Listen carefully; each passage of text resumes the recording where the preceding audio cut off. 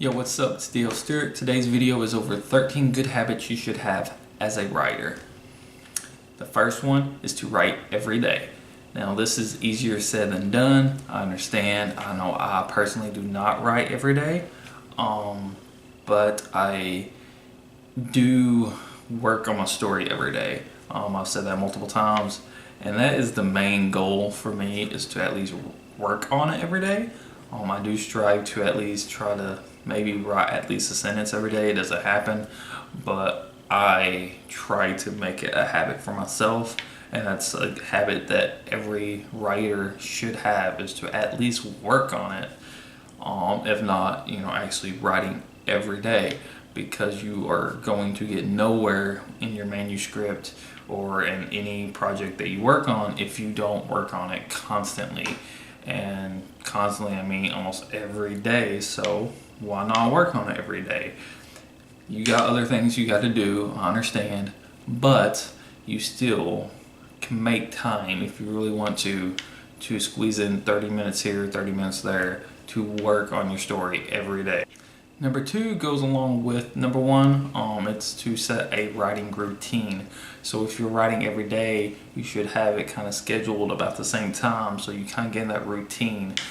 For me, I have 3 kids. My oldest is in school, the other 2 aren't. So whenever I wake up in the mornings and get my oldest ready for school, I'm usually playing on my phone or whatever while she's getting ready. But when she leaves and gets on the bus, my other 2 are waking up, so I turn on cartoons for them.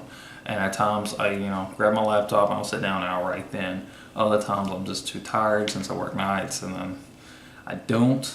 But I do attempt to, in the process of trying to make it a habit and to, really compact the routine, I guess. Number 3 is to set deadlines and goals for yourself. I know a lot of people have like quarterly goals, or bi-monthly goals, monthly goals, weekly goals, whatever works best for you. Set yourself a goal, like how many chapters you want to write, that amount of time, or a word count you want to get down each day or something. Just set something for you to strive towards. If you have a goal or a deadline set for yourself, even if it has no effect on anything else, it's just your own personal goal, like today I want to write 2,000 words, it's giving you something to strive for, so you try a little bit harder to actually accomplish it.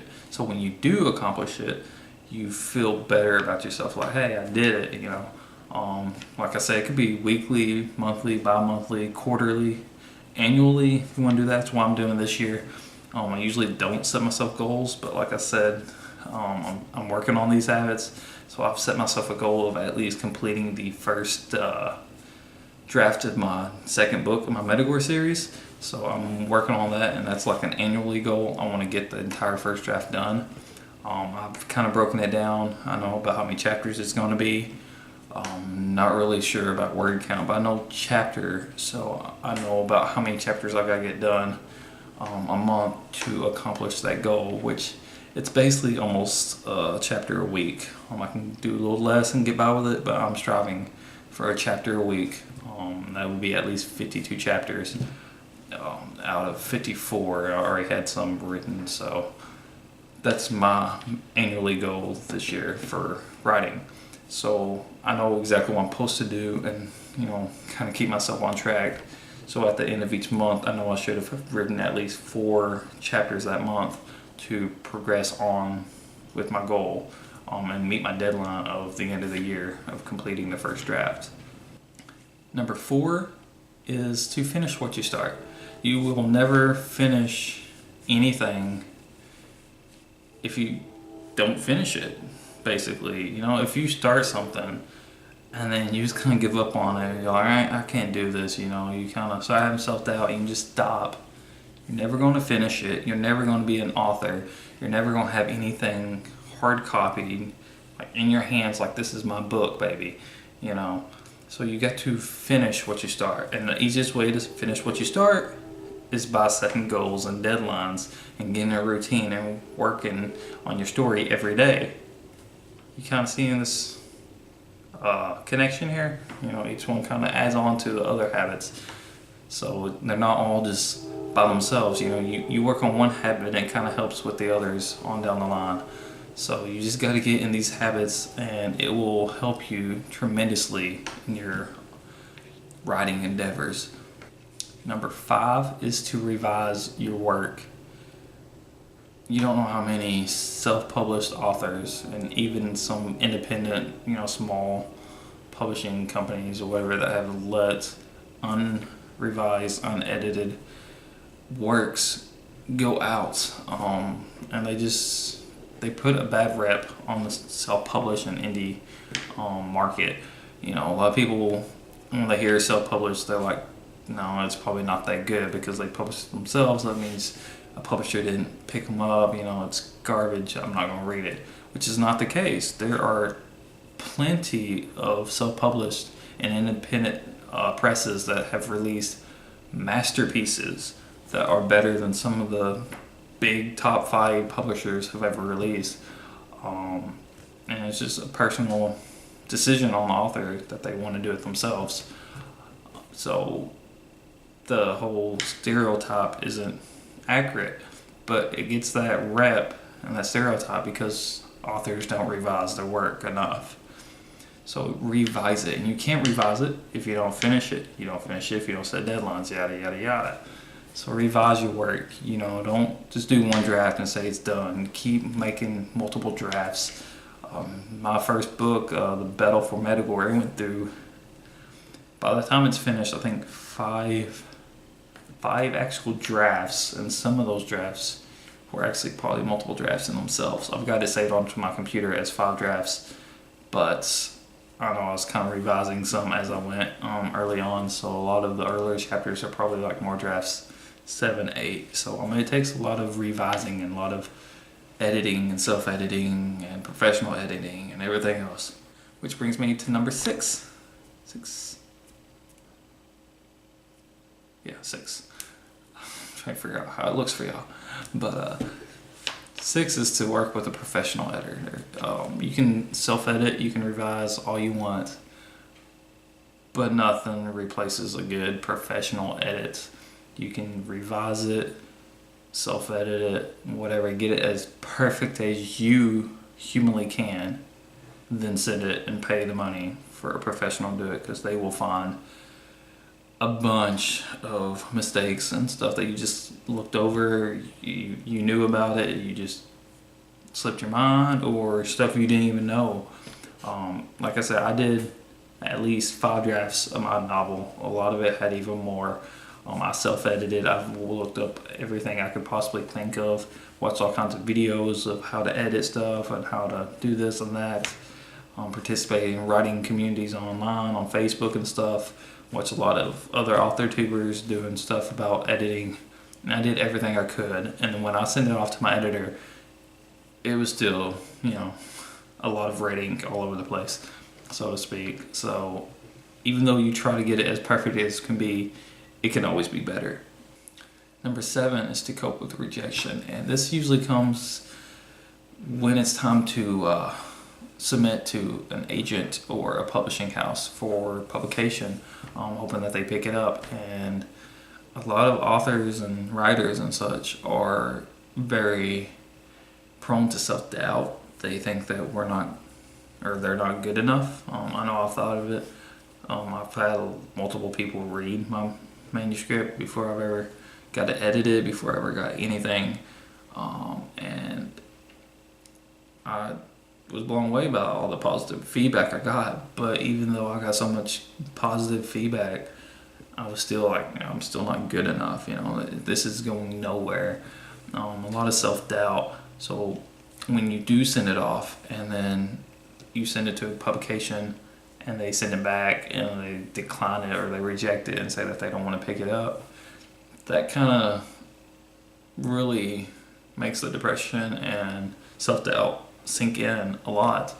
And you just gotta learn to cope with it, as well as once you do publish it and it's out there and you're getting all these good reviews. You have 25-star reviews, but you get that one star, and then like your whole world comes crashing down. I don't know that personally because I don't have anything released, but I can imagine I've done other things that's been presented to random strangers, and a lot of them would like it, and then there'd be a couple that would not, and they would trash it, and that's what really sticks with you. And you just gotta learn to cope with it, and learn that not everybody's going to enjoy or like your novel, your manuscript, or anything that you really produce. So you just gotta learn to accept it and move on, and not really dwell upon it. Number 8 is to learn how to fix your mistakes. Learn what didn't work. Learn why the people that did reject it or didn't like something that you did. Learn why they did that, and see if there is anything you can actually do to better it the next time around. If you send it to an agent or a publication and they reject it, you can usually follow up and be like, what exactly did you not like? More likely they're not going to re-look at it. They've already looked at it and they turn it down. They're not going to waste their time to keep re-looking at it. But they are usually nice enough to let you know why they didn't like it. Maybe they turn it down because your cover letter wasn't very good and they kind of turned off by that. Maybe they just didn't feel like it fit the age group that you said it would. You might have put it as young adult and they thought it'd be more new adult or adult, or something like that. Or it was just kind of maybe a little touchy on some issues or something. They'll let you know. And if they're not evil people just because they rejected you or declined it, they will usually let you know. And that way, when you go forward and presenting it to somebody else, you can be like, okay, well, maybe instead of telling them it's young adult, maybe I'll go ahead and tell them it's new adult and see how they, kind of react to it. Or, if it's a little too touchy on something, maybe go back and kind of work on that, revise it some, and then send it off to another one. Or if your cover letter is just not very good or up to par, and that's ultimately what they usually look at first is a cover letter. If they don't feel like it is written well, they're not even going to worry about your manuscript. It's a lot easier to look at a page, a 2-page little letter, and determine if the person can write well instead of reading a 200-300 page manuscript.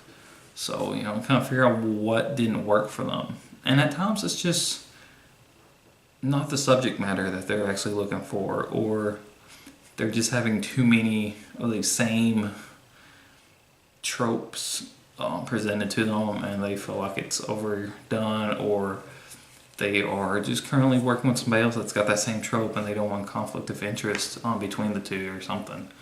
So just learn from your mistakes, ask questions why it didn't work.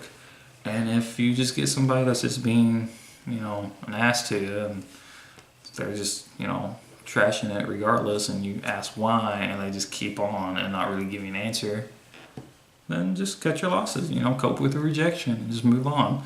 Not everybody's gotta like it. It's not your job to make everyone like it. So just, carry on your day. Just forget it.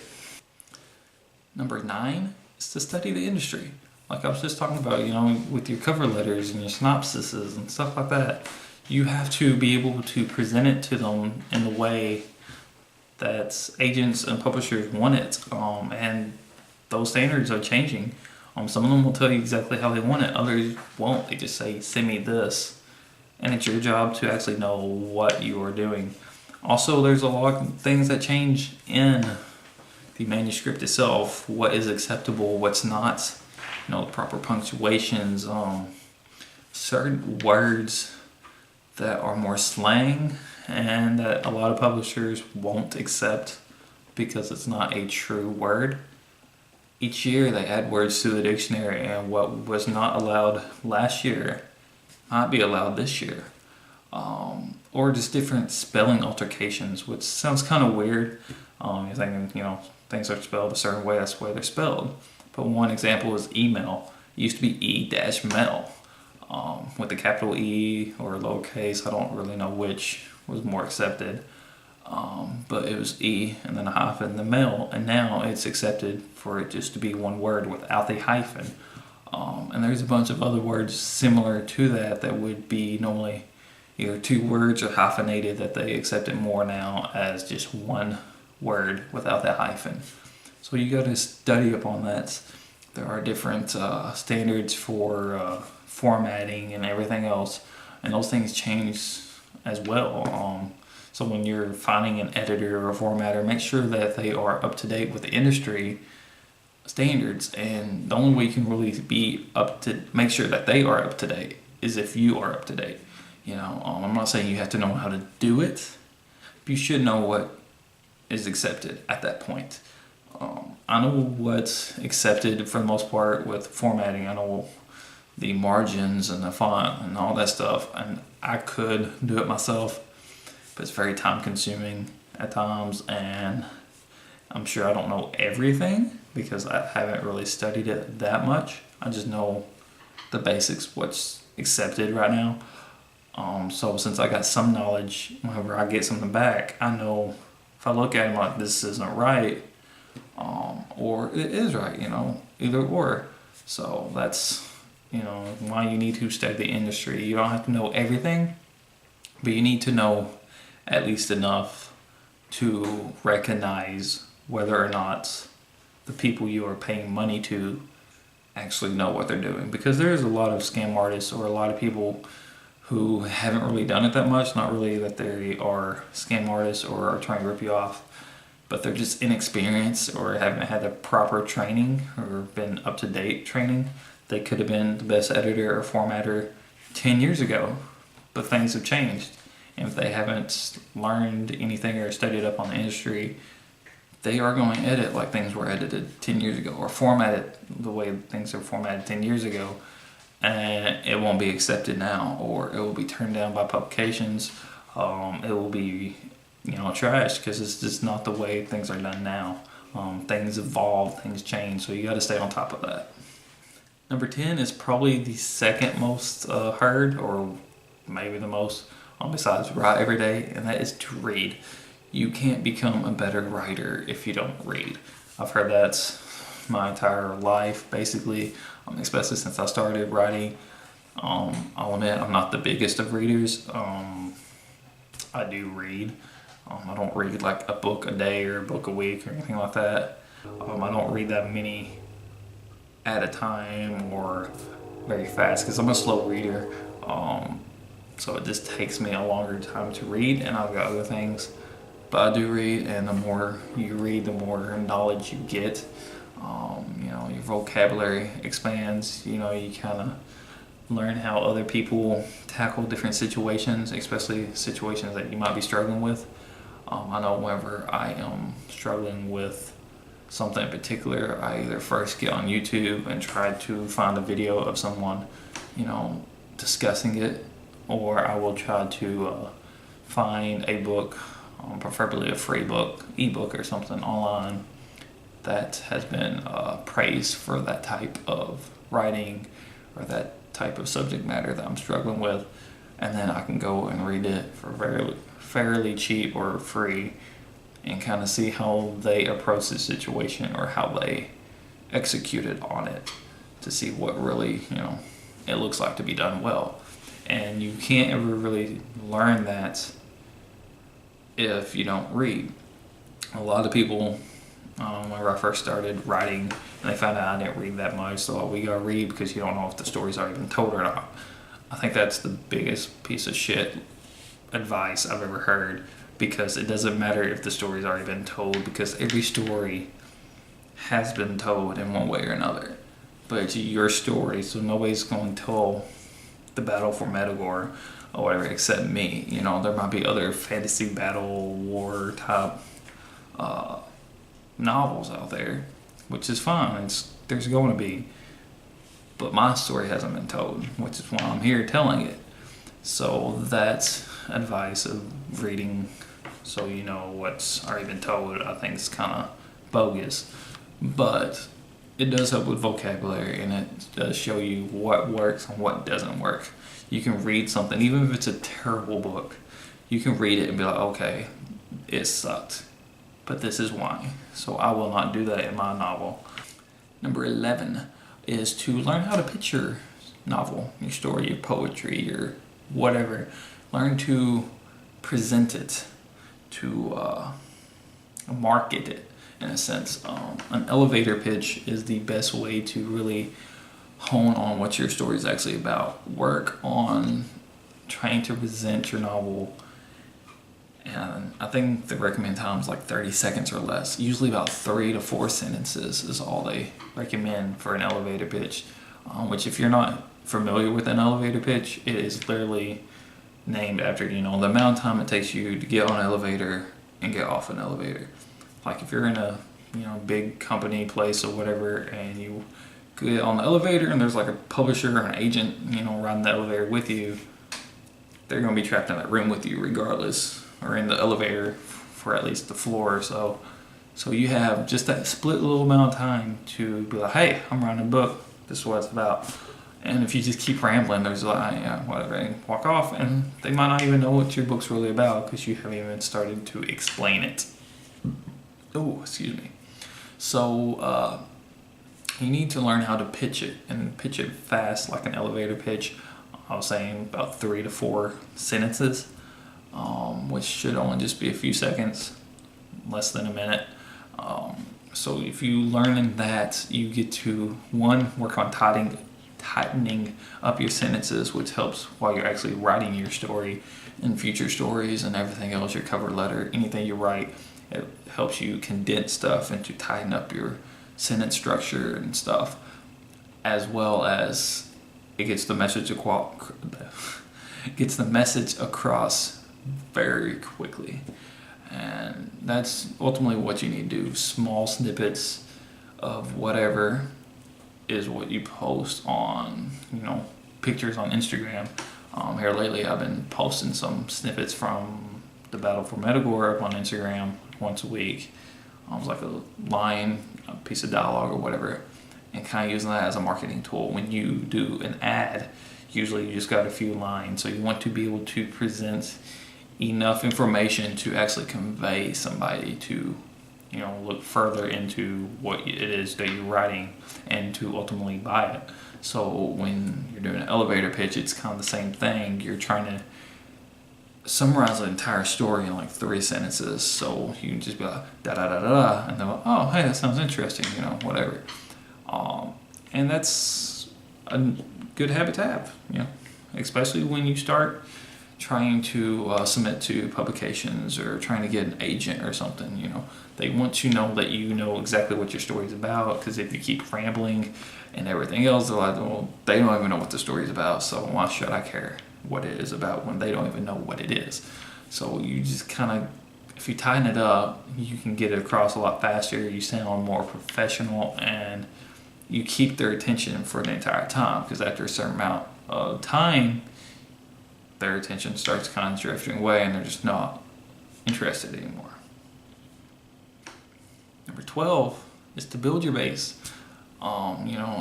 It's more for social media: Facebook, Twitter, Instagram, YouTube, Pinterest, Reddit, Tumblr, whatever you have, build it. Build your platform, expand, network with other authors, or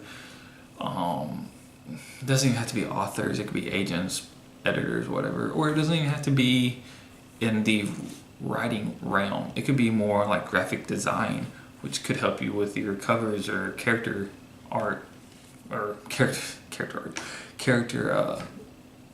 sketches and stuff, concept art and everything else. So you start networking, you grow your audience. You might be talking to someone who does visual design, like videos, and you're just an author, and you're like, well, they're not going to turn my book into a movie or TV series or something. Probably not. But they might know some people that might know some people that might know some people that would. Or they might know somebody that would at least help with, a book trailer, which more people would see. And worst case scenario, they might just know some people that would buy the book to read. There's no harm in that. Getting, your name spread around that way, regardless if they're actually authors or readers or whatever. Just kind of build your platform and spread your base and get as many people interested in what you have, even if you have nothing else. like me, I have not published a book yet. I'm still working on my first one, or it's finished. I'm working on publishing it. Hopefully late spring, early summer this year, it should be out. But I've been building a network of people on different platforms for a little over a year now. Even before that, I was building connections for a couple years prior. So probably in total about 3-4 years, I've been networking and trying to build an audience.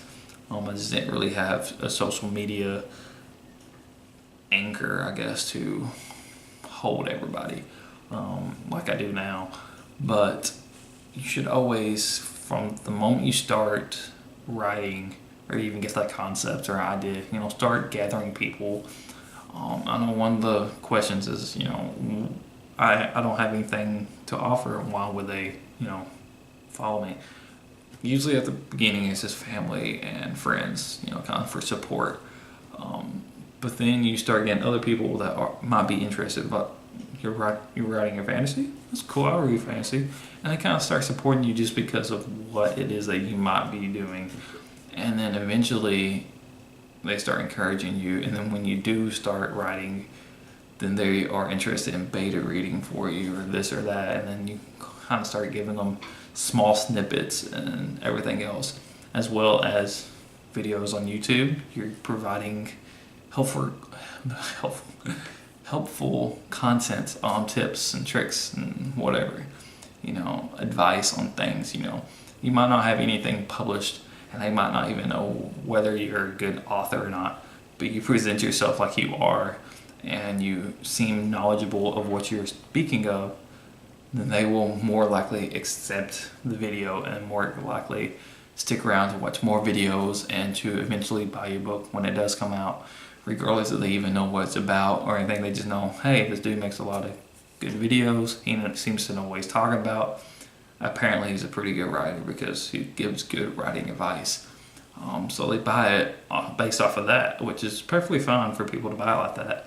I'm not saying you need to, just do whatever in the writing and people's going to buy it anyways because of that. Because if you had poor writing and then, word will get around and people quit watching videos. Oh, this dude doesn't know what he's talking about. He knows what he's talking about. He just doesn't preach it or live it or whatever what he preaches. You can talk that. But that's kind of where that is. Finally, number 13 is to call yourself a writer or an author. I know for a while on Twitter it was like a big thing where I don't even know what really sparked it. Everybody's like, quit calling yourself an aspiring writer. You're not an aspiring writer. If you write, you are a writer. There's nothing more to aspire towards. If you're an aspiring writer, that means you're not doing anything. You just want to write, but you're not. So you're either a writer or you're not a writer. There's nothing to aspire to. If you are, and if you're not, then why aren't you if you really want to? You can be an aspiring author, which some people kind of are iffy about that, but to me you can be an aspiring author because to me an author is a writer who has something published in a sense. So I'm a writer because I've written a novel. I'm working on my second as well as a bunch of little pieces of others. But I'm an aspiring author because it's not published yet. Once it becomes published, I will classify myself as an author. But to call yourself an aspiring writer, it just makes no sense. So own it. If you have something published, you are an author. If you write, you are a writer. Own it. If you don't own it, it's easier to talk yourself out of doing it. Yeah, like I was saying earlier, establish a routine and this and that. If you call yourself a writer, you are more prone to stay in that routine of writing daily or every other day or whatever it is, and you strive for your goals and everything else that I've mentioned in this video. But if you don't, if you're just like, I'm not really that good of a writer, I'm not going to call myself a writer, you're letting that self-doubt really weigh you down, and you can easily talk yourself out of writing. So I don't need to write today, it probably's not good, I'm not in the mood, yada yada, next day, and then you don't meet your goal, and it's just whatever. It's a hard goal to meet, anyways. Stay motivated. Call yourself a writer. If you want to call yourself an author, do it. Nobody's gonna come at you about you ain't got nothing published. You're not an author, because I don't know the official definition of author. Find out real fast though. A writer of a book, article, or report. So, if you are a writer, according to Google Dictionary or whatever, you are an author if it is in that format, I guess, if it's a book or whatever. So basically, if you are a writer, according to Google, you are an author. I'm not going to call myself an author until it's unpublished. Even though it's going to be self-published, it's still publication. But either way, call yourself what you are. Don't say you're an aspiring writer, or I'm not really a writer, it's just kind of something I do. It's what we all just kind of do. But yeah, that's about it. You can find me on social media, Facebook, Twitter, Instagram, Pinterest. I think I'm on YouTube. I don't know. Just search me, I guess. Hit the subscribe button, ring that little bell. That little bell will let you know if I'm on YouTube or not. But yeah, y'all can just do that stuff. It'd be amazing. Do whatever it is that y'all do. If y'all don't like it, then whatever, don't like it. Give me a thumbs up, thumbs down, whatever. I don't really care, because I can cope with rejection. But yeah, if any of y'all want to be an ARC reviewer for my debut novel, The Battle for Metagore, links down below, as well as all my social media links. I'm also recruiting street team members for help promoting my novel, as well as participants for my release day blitz. If you're an author and you want to participate in the actual Facebook event on release day, you can just fill out that form, and whenever it gets closer to time, I'll kind of inform you more exactly what that entails. Yeah, go check out my website, my blog. I don't really have that much blog stuff up yet, but it'll be basically kind of what I post on here. There might be some writing tips, maybe, some writing tags, just some random things. I wrote a poem, in a sense, for a local writing group I attend, and I shared it today at our monthly meeting, and it has something to do with Christmas and gifts and stuff, since last month was Christmas, dealing with gifts and stuff. But I think I might be posting that on my blog later this week.